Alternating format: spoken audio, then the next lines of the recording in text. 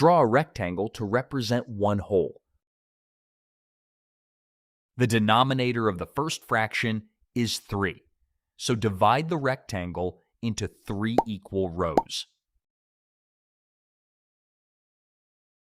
Now shade 2 of the 3 rows to represent 2/3.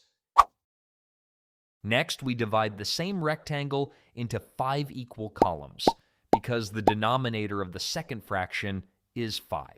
It doesn't have to be perfect. Now shade 4 of these 5 columns with a different color. This represents 4/5. Now look at the parts where the two shaded regions overlap. The overlapping region covers 8 out of a total of 15 equal parts. So the answer is 8/15, same as multiplying the numerators and the denominators.